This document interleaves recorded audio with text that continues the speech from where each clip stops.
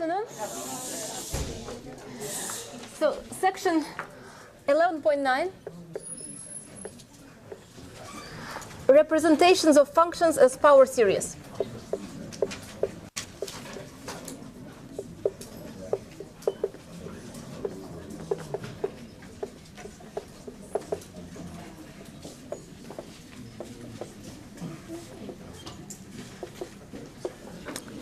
We begin by the following power series, the simplest one.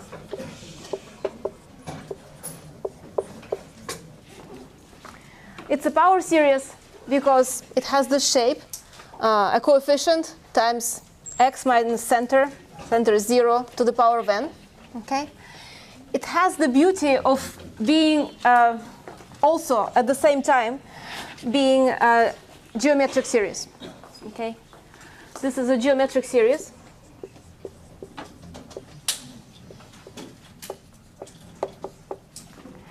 With a equals 1 and r equals x.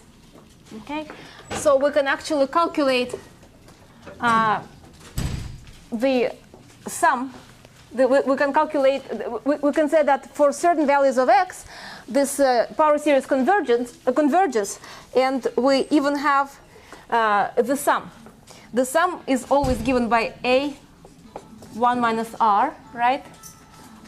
When the absolute value of r is less than 1. This is the result for any geometric series. So this guy is equal to 1 divided by 1 minus x for x less than 1. And this thing diverges otherwise. Okay, so we cannot say what it's equal to. Fine. This is an old result. We've already seen that. I'm going to rewrite it in a different way. Very similar, though.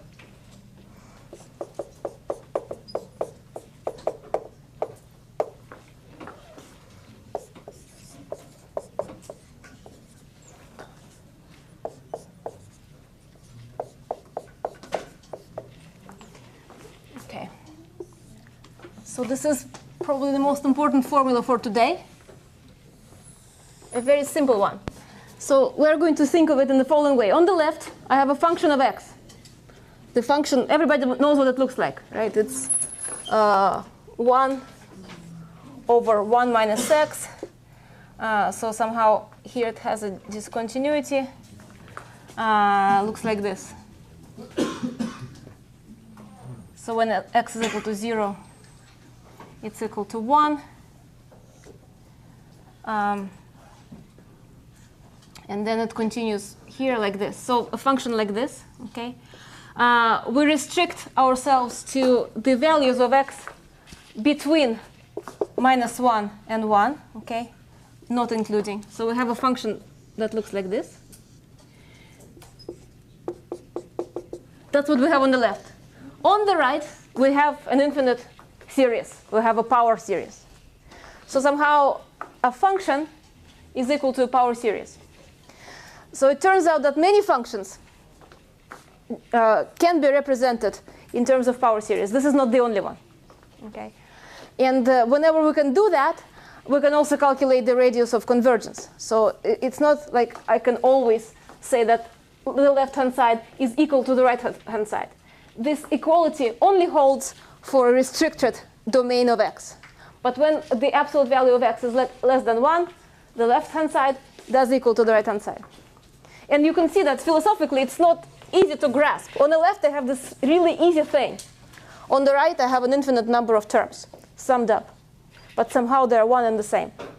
Okay?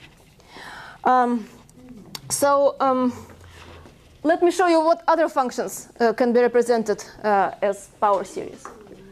There are other examples.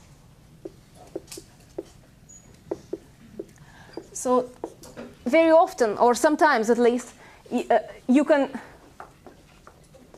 make a connection between a new example and this old example. So we'll keep coming back to this one.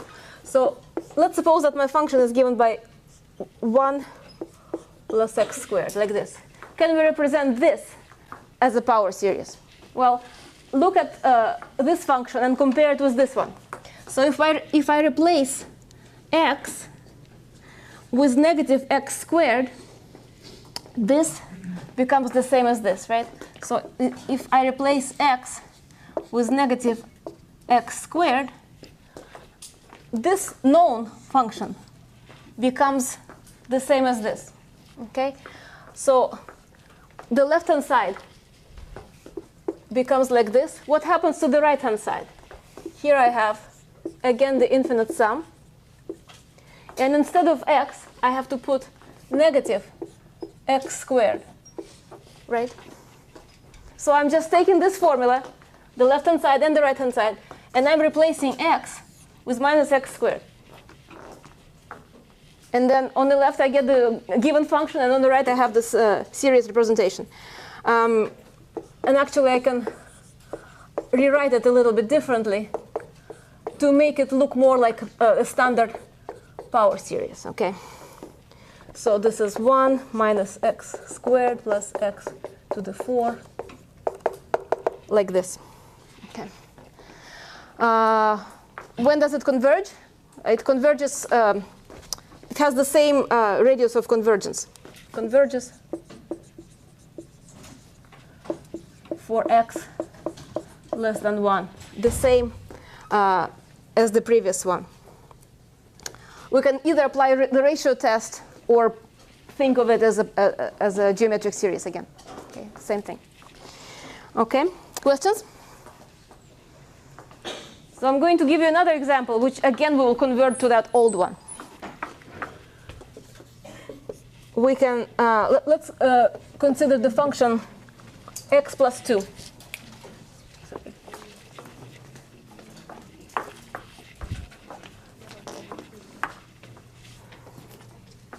Two plus x. So somehow I want to make this look like the framed example. Question? How are you doing that? Like, you just know? Or just smart? Thank you. But what is the question? Well, we need to be able to know, like, 1 over 1 plus x squared equals that summary. No, you don't have to know this. That would be too many to memorize. This one is easy to memorize. You should be able to sum this up as a geometric progression, as a geometric series. And this is one of the more important ones. And you can reduce this one to that one by identifying this term with this term. Okay, here for example, I give you another example. We can replace x with 32 square root of x.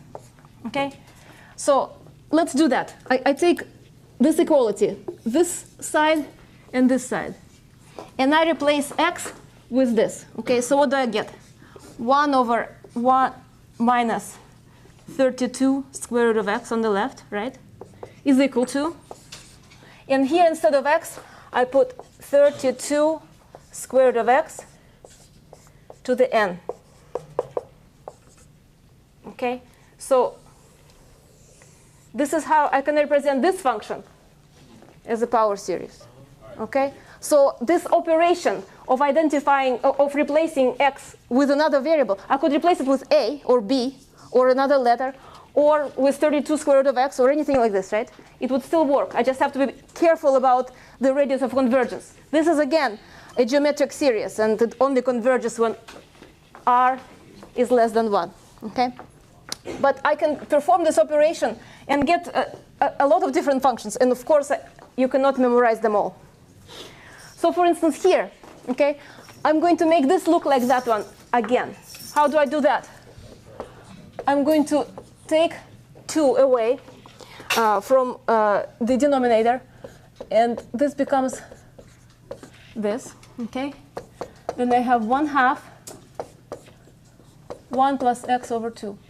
So when I go back to my old example, what replacement should I make? I have to replace x with what to make that example look like this? Negative x over 2, exactly. So this operation brings my old example to the new one, and I shouldn't forget about 1/2, right? It's multiplied by 1/2. So I have 1/2, and again, instead of x, I put minus x over 2 to the n.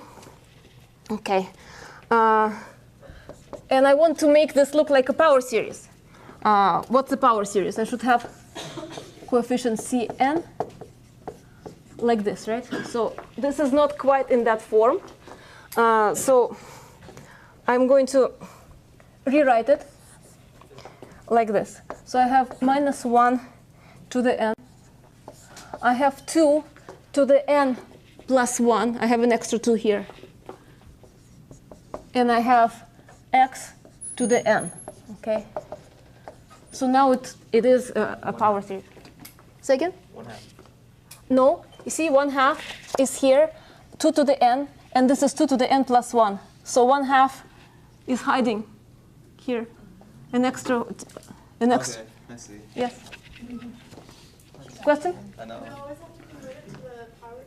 I think if it says present as a power series, then we have to make it in this form.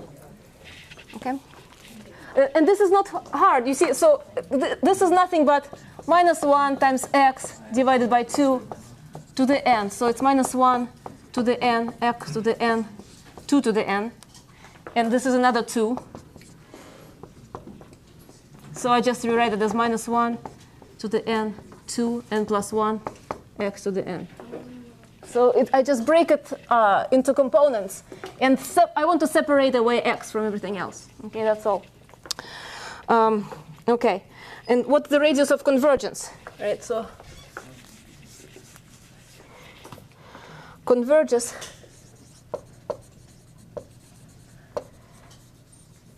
when minus x over 2 is less than 1. How do I know that? The old one converged when x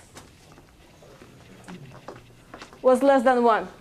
Now instead of x, I take minus x over 2. So this is my new condition. And this is equivalent to the absolute value of x being less than 2. So the radius of convergence is 2. Okay?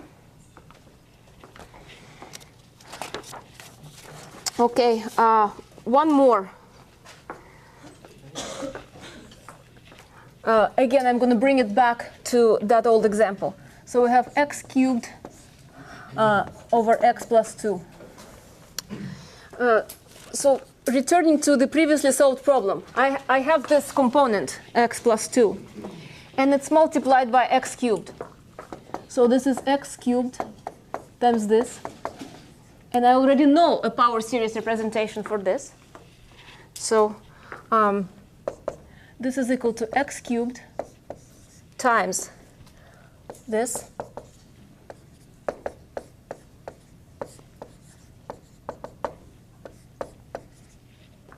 I just read this off from here.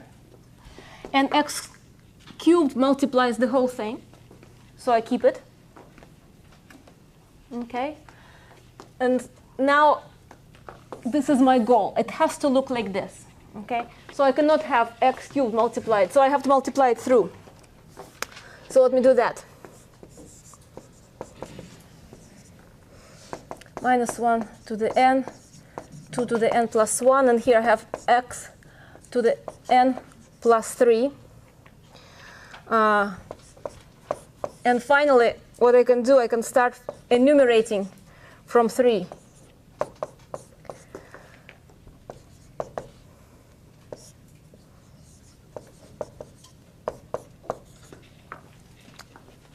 I don't know if this operation is necessary. So here I start from n equals 0. So the first term is x to 3.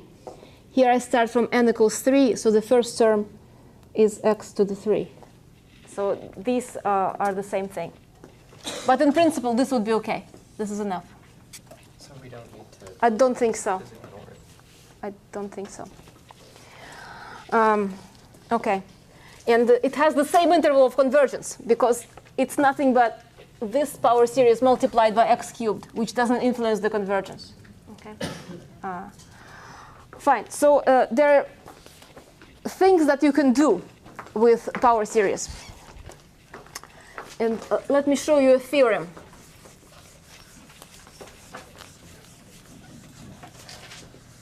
Maybe I should keep this.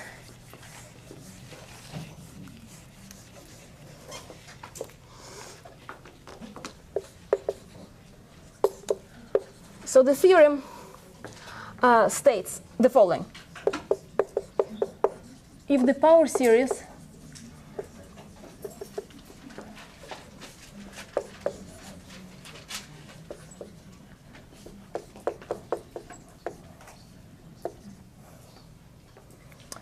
has radius of convergence r greater than 0, then the function f of x defined by the power series, actually let me write it down term by term first, c0 plus c1 x minus a plus c2 x minus a squared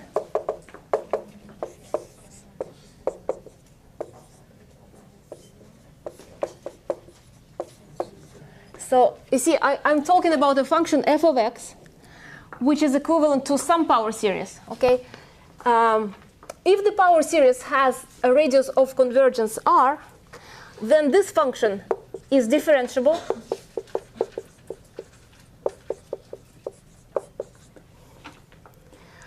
on interval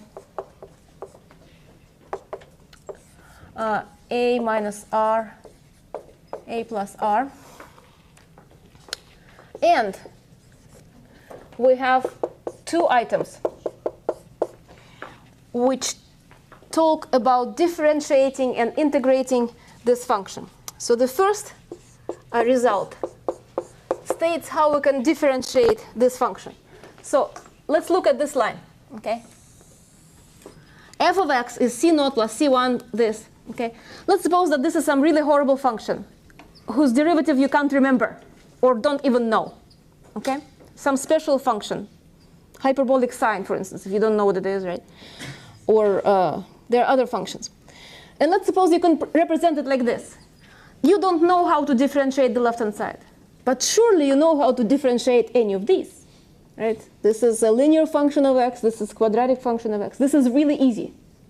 Okay, so what this theorem states is that you can calculate this complicated derivative by simply differentiating each of these terms. And each of the derivatives is very easy. So, for instance, the derivative of the first term is 0. It's a constant. The derivative of the second term is equal to c1.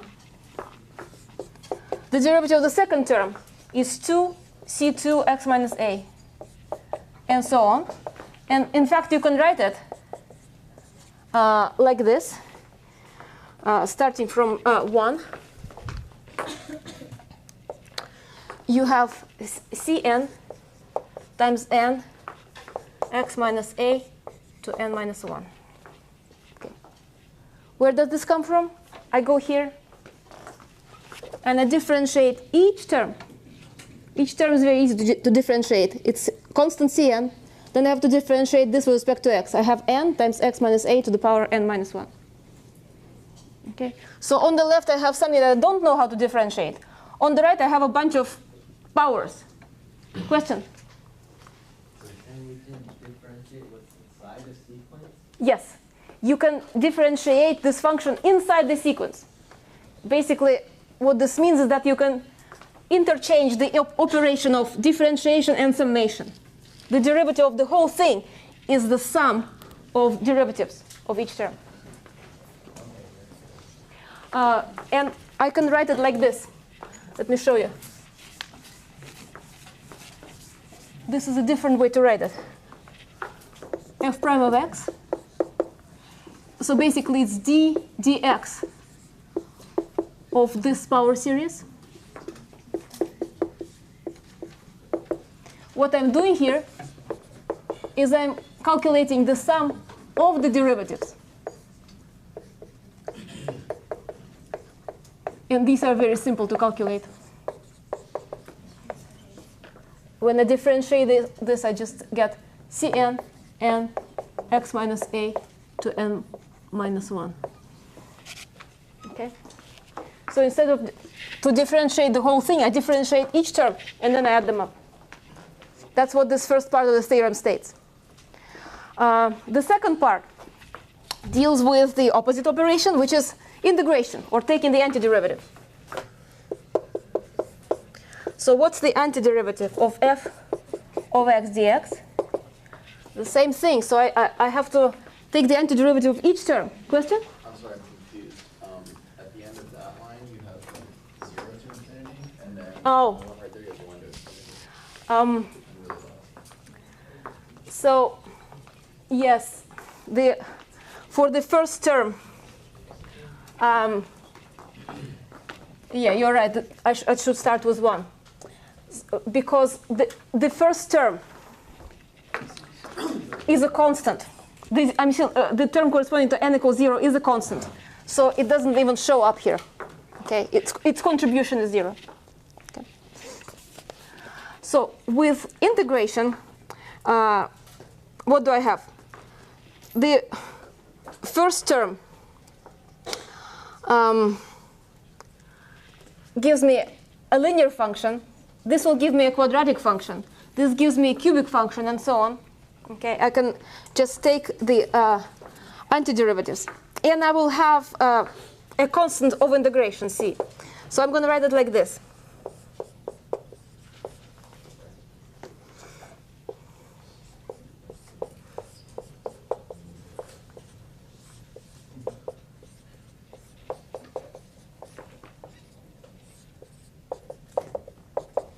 Or more concisely, I have a constant c plus an infinite number of terms, cn x minus a n plus 1 n plus 1. And here I have the following operation. So basically, I'm taking the infinite series, and I need to integrate it. What I'm going to do is, as the next step, I'm interchanging the sign of integration and the sign of summation. So I have the sum of little integrals of the integral of each term. And then I can write it like this.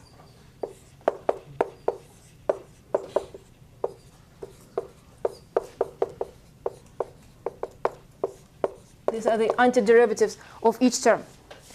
And again, okay, I know how to differentiate many functions. Integration is a lot worse, right? Most functions we don't know how to integrate.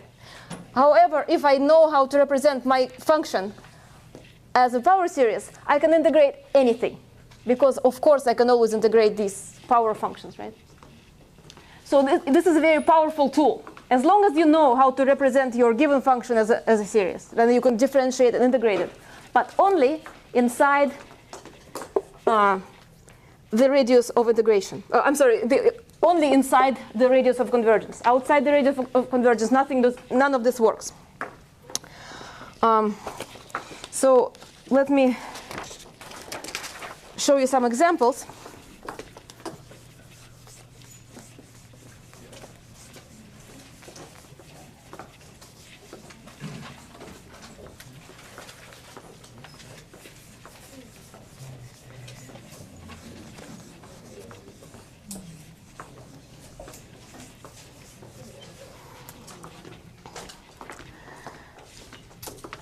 So the first example, remember the Bessel function, the shape of a hanging rope, right? This is a special function. And I drew you a picture of that function. But of course, we don't know what the derivative of that thing is. It's not like sine or cosine that are tabulated. We know everything about them. This is a more complex function, and it's not clear how to differentiate it. But I know its power series representation.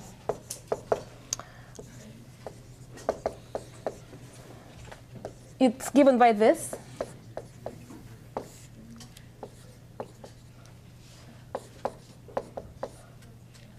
And that gives me an ability to calculate its derivative.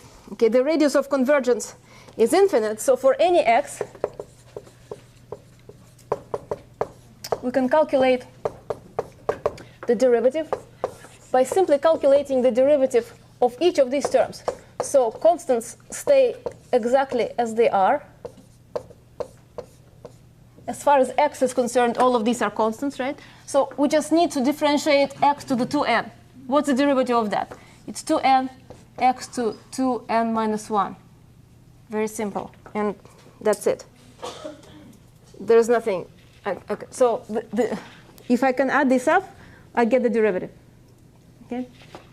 So this is an example of a function that we don't know how to differentiate, but our ability to represent it as a power series allows us to differentiate it. And we can integrate it too. It's just as simple. Okay. The next example is more creative. So express this function as a power series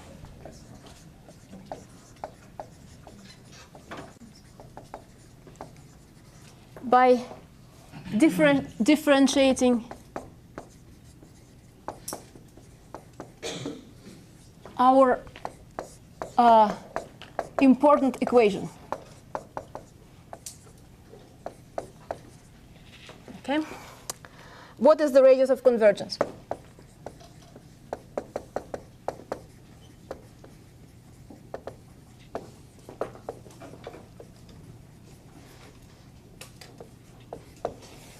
So we are going to deal with this function. Question? For the second part of the first example. Here? Yeah, why is it 2n minus 1? So if you have x to the 2n, and you have to differentiate it with respect to x. So, or for instance, ddx of x to b. What's that equal to? It's b, x, b minus 1, right? So here, instead of b, I have 2n. So I have 2n, x, 2n minus 1. So I just treat 2n as some number b and use the power rule to differentiate. Yes? Yeah, no. OK. Question? So when you derive or integrate inside a power series, are you treating the n like a constant? Yes. So x is my only variable. And n, as far as x is concerned, n is a constant. It does not depend on x. Okay. Question? Should it be from 1 to infinity or 0 to infinity? This is from 1. You're right. Very good. More questions? OK. So let's look at this expression and differentiate it both sides. So what's the derivative on the left? ddx of this. So I have to use the chain rule. It's 1 minus x squared with a minus sign. That is minus 1. Sorry.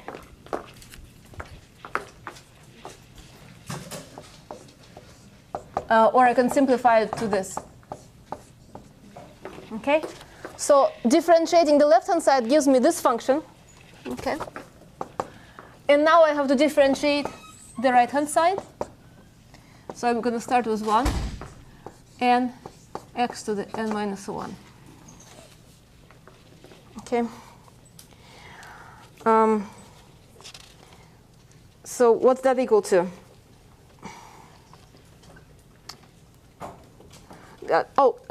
If we want to express it as a power series starting from 0, actually, so we can say this is n plus 1 x to the n. Basically, I replace each n with n plus 1. Then n starts from 0. This becomes n plus 1. N minus 1 becomes n. So here the operation is to go from n to n plus 1. These are the same. You can manipulate your series like this. And the radius of convergence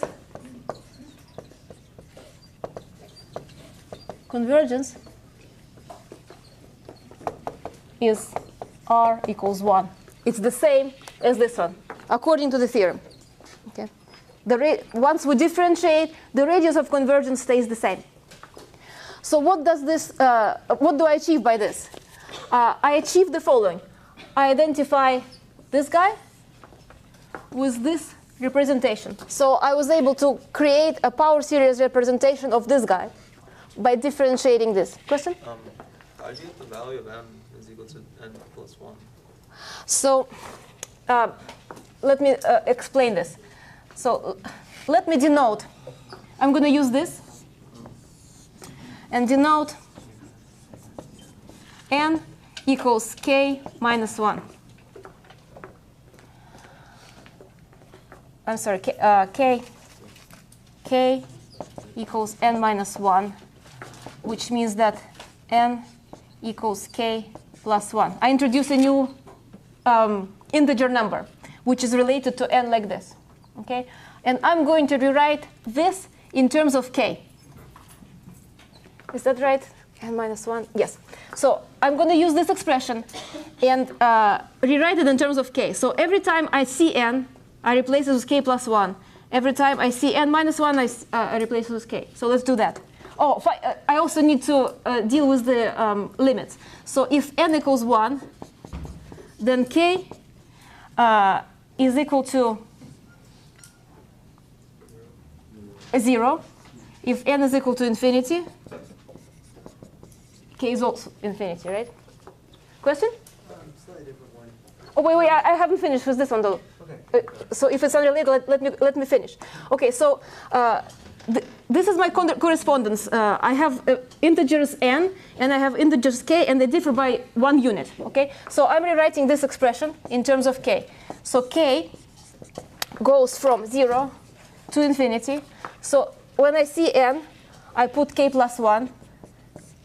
When I see n minus 1, I put k. Okay? So this is the same as this. And now I go here, and I can call it k, or I can call it l, m, any other letter. I go back to the n notation. Okay? So this is how you can manipulate series if you want to change the starting point. If you want to start from a different letter, you have to introduce a new letter. Question? I'm sorry, I missed. What theorem dictated that the sum of the series, n plus 1 times x to the n converged? Oh, so this is dictated by this theorem, which states that if my given series converges with a given radius, then I can differentiate term by term, and the radius of convergence persists. So it's a very powerful statement. I don't even have to worry about it here. I could prove it directly, but I don't have to because of that theorem. Question? Why is it equal to 1 and not less than 1? Oh, r is equal to 1. R equals to 1 is equivalent to this statement. Radius of convergence equaling 1 is equivalent to saying that it converges between minus 1 and 1, like this. It's the same thing as this. Okay. So I could say radius of convergence is 1. Okay. Fine. Let me give you some more examples. So I'll do one with integration.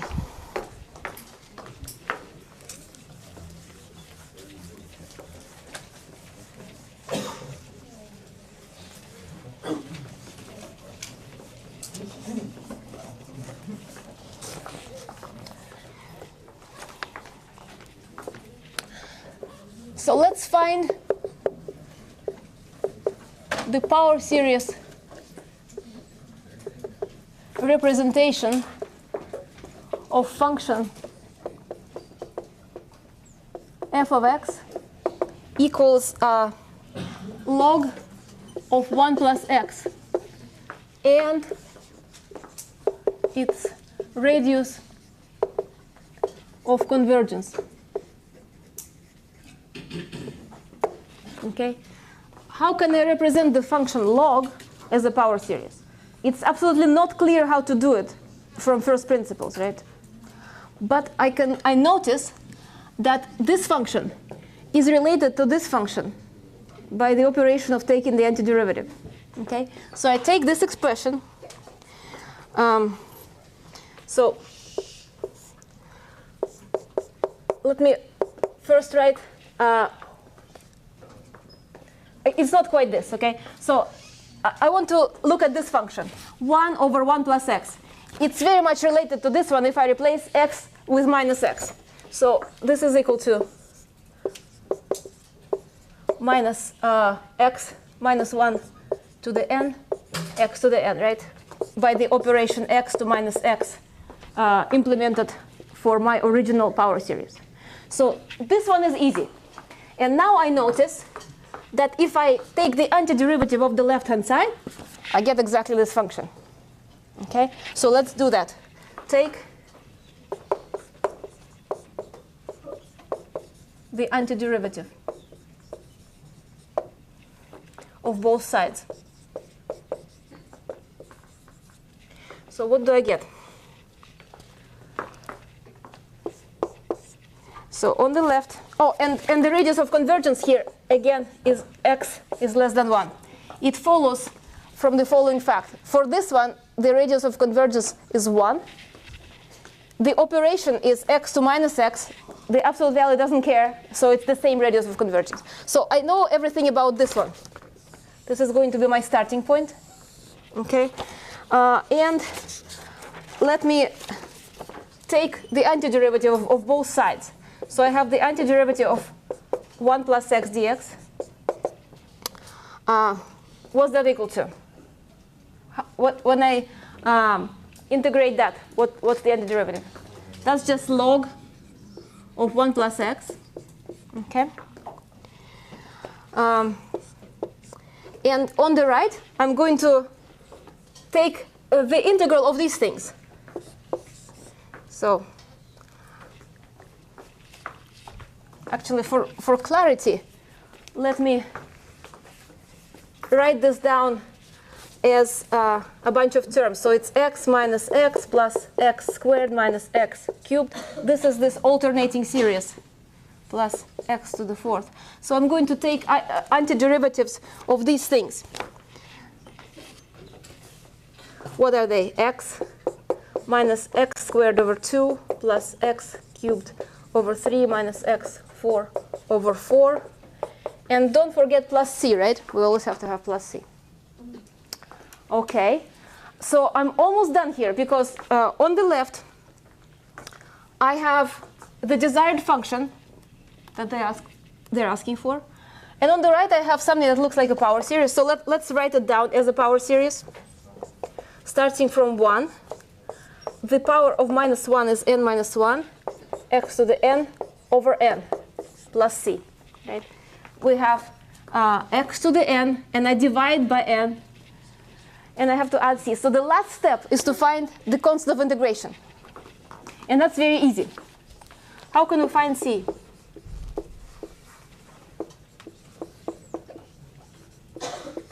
C should hold for any value of x.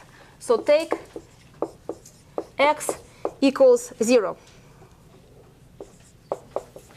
So on the left, I have the logarithm of 1,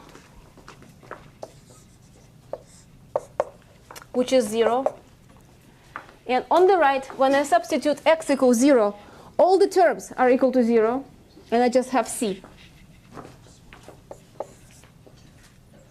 So I have minus 1, n minus 1, 0 to the n over n plus c. So this is 0. So I conclude that c equals 0. So let me write down the answer. I can get rid of this.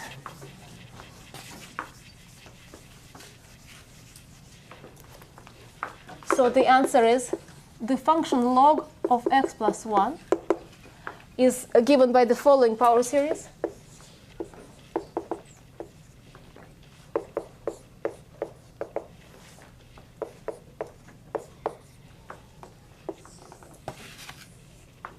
And this is something that we could never guess, right? We were only able to obtain this result by taking the antiderivative of this And we know a few things about this power series because it's very similar to the starting point. Question? The last time you did a problem like this over there, you used n as if it were a constant and then differentiated with respect to x. Could you do the same thing with that power series with respect to x here? Yes, I absolutely. So I look at the left-hand side and I differentiate. I integrate it with respect to x, and then I integrate the right-hand side with respect to x too. So on the left I have this integrated with respect to x. That gives me the log, and on the right, so the first term is 1. I integrate it with respect to x. I get x. This is minus x squared over 2 plus x cubed over 3 and so on. So don't let n confuse you. N disappears completely as soon as you get rid of the sigma notation, right? If you have this very concise and nice sigma notation which contains n, but you can also write it like this, term by term. There's no n here. Each term is its own power function, and you can integrate it or differentiate it. There is no n. You just operate with x. And then you can collect, so you take this, integrate it, and then you can rewrite this in terms of the power series, okay? By identifying what power of x corresponds to what coefficient, right? Okay. So I want to show you some important result concerning the interval of convergence. Oh, here, the radius of convergence, again, is 1 because of the theorem. The original radius of convergence is 1, and so is the radius of convergence of the integral. Now, let me make a very important statement. So radius of convergence is only part of the story, because there's also the interval of convergence. We always have to worry about the endpoints. And sometimes the interval of convergence can be different when we differentiate or integrate. So the radius of convergence stays the same when we integrate or differentiate.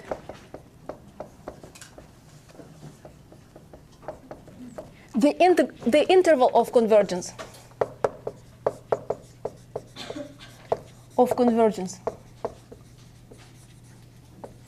may change.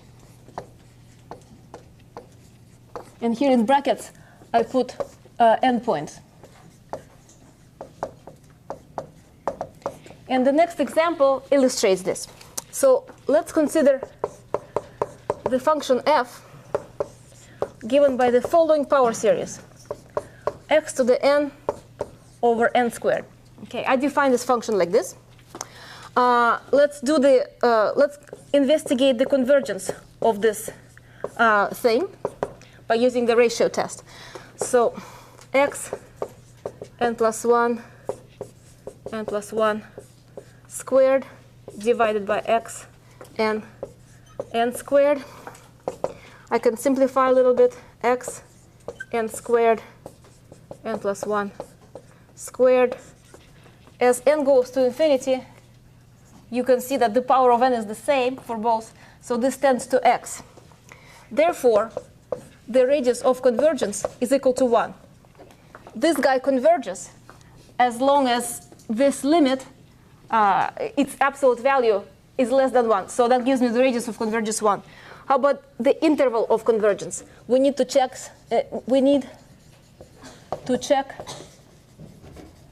the endpoints. So first we take x equals minus 1. We simply substitute it here, and we get minus 1 to the n squared. This converges by the test for alternating series. X equals 1. We have 1 over n squared. Does this converge? Also converges because it's a p-series. P-series with p equals 2. So the interval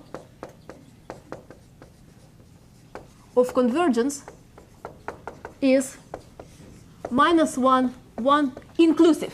It converges between -1 and 1 because of the radius of convergence, but also the two endpoints are included. We just proved separately, we made a special deal for them, and yes, it converges. Now I'm going to show you what happens when you differentiate this. Differentiate this series. So f prime of x. We are going to calculate f prime of this. We can differentiate term by term inside the interval of convergence. So from n for 1 to infinity, n x n minus 1 divided by n squared, right? I take each term, differentiate with respect to x. So I get n x n minus 1 by the power rule. And n actually cancels. We get a simpler expression, which is x n minus 1 over n. Or I can start from n equals 0, x n over n plus 1. Again, I shift it by 1. So I can use an intermediate step by saying that n minus 1 is equal to k, change everything, and then ends up looking like this. So this guy is equal to 1 plus x over 2 plus x squared over 3 plus x cubed over 4, and so on. So I know by theorem that the radius of convergence is 1, by theorem. How about the endpoints? So first we check x equals -1. So we take this power series and substitute -1 instead of x. Okay, so we have this nice series, which actually converges by the alternating series test. Finally, we check x equals +1. And that gives me 1 over n plus 1. Does this converge? Does this converge? So there are a few ways to check that. You can see that this is awfully similar to 1 over n. 1 over n, which is the harmonic series. Sorry? Oh, I'm sorry.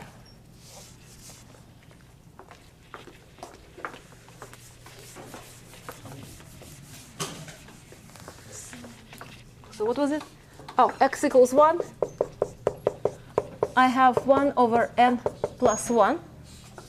This is very similar to 1 over n. And you can use a comparison test to show that they behave in the same way. Or you can use an integral test for 1 over x dx. Either will tell you that this diverges. So what is the interval of convergence?